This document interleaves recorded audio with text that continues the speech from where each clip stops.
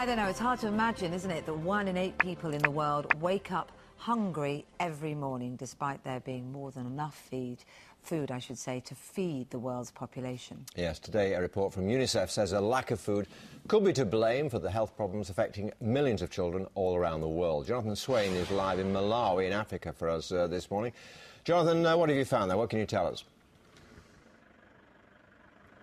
Well, John, what really gets you when you first arrive here in the country is that you're greeted with these really warm smiles, but it doesn't take you long, really, when you travel around to realise that actually behind them there is a lot of hunger and hardship, because we've travelled around here and it's really frustrating and complex hunger in Africa. A lot of these villagers here that you can see behind me this morning, lots of their families and their children often go to bed hungry every night. Well, we travelled here to Malawi with a 10-year-old British schoolboy called Ayrton. He happens to be the grandson of the government minister Vince Cable. After a school project, he wanted to come here to Africa to see what he could do to help. Now, this may well be one of the poorest countries in the world, but they certainly give you a very generous welcome.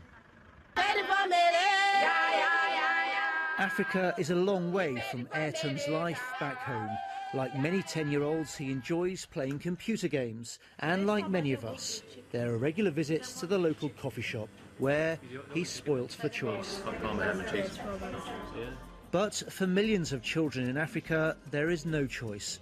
We travelled to Malawi with Ayrton and the charity Tearfund. He met 10-year-old Mapangano. Is this your house over here? His home is just one room he shares with his parents and sisters. He showed Ayrton that it has just a bowl for cooking, a bucket for carrying water and 2 cups. For Mapangano and the rest of the children here, life is really all about survival. Ayrton here has 3 meals a day back at home with drinks and snacks. Mapangano, though, survives on just a handful of maize every day. Often he'll go to bed hungry, but yet he'll wake up with no food for breakfast and walk more than a mile to school. We should be more grateful that we have 3 meals every day. Not everybody has enough food. Vincent Moyo works for Tearfund. If Tearfund was not here, the farmers would spend 3/4 of the year starving without any food.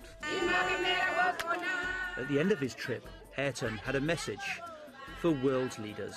Mapangano is my friend. He suffers because of hunger. We need to change this. We need to end hunger.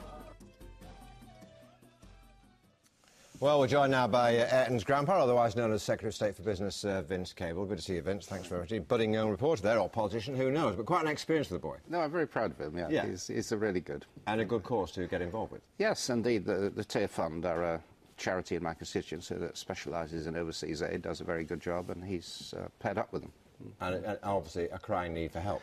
Yes, I mean, Africa's got massive problems. I mean, there are signs of hope, actually. I mean, I first worked in Africa almost half a century ago, and it was, pretty hopeless. There was terrible famine and everywhere.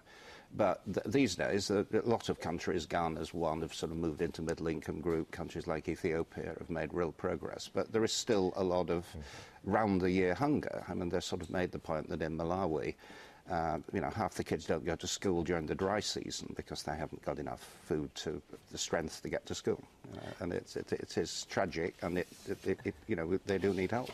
Youngsters have a way, don't they, of asking questions that, especially when they're related to you, that sort of put you on the spot. I mean, you found him saying to you, what is the government doing about this? I mean, there was an opportunity, wasn't there, to give, 0.7% of GDP, which you're going to do and then have now voted not to do. Has he been putting pressure on you to do more? Well, he does ask. I mean, he's not party political. He's a kid, and he just asks very basic human sort of questions. But actually, one of the things the government deserves some credit for is we have actually met that objective, the 0.7. It's not politically popular. A lot of people say, well, why don't you spend the money here? But we have made that commitment. We have stuck to it, and it does make a difference. Well, a lot of people watching our news this morning would also pick up on the point that story splashed in The Independent this morning, that, 500,000 people in this country are having to go to food banks in order to survive. So they would say, exactly the point you're making, why on earth are we ring-fencing foreign aid? We've got a problem at home. Well, there are two things that are not in opposition. We should be concerned about both. That is a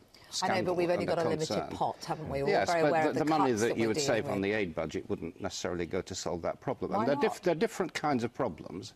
I mean, I don't want to minimise the problem of food banks in the UK. It is very serious. There are people slipping through the cracks in the system. They're mostly food emergencies. They're, you know, either because they've lost benefit entitlement temporarily, or in some cases people have got mental illness problems of this kind. They go for a few days, haven't got cash. Now, that is a very real issue you've got to address. That's quite different from the people in developing countries, or particularly in Africa, where you have, you know, systematic hunger. You know, 1 in 8 simply going to bed every night without any food, and you know, the need to transform their agriculture so that they are self-reliant. And I mean, as far as our aid programme is concerned, it does make a difference, but we want to help these countries stand on their own feet. They've got to raise their own tax revenue. One of the reasons we're trying to crack down on all this tax avoidance is to help them, as well as us, get the tax revenue so they can actually pay for these things themselves. I hope one day we will. We've got to leave it there. Vince, thanks very much, Dee, for coming to talk to us. Thank you.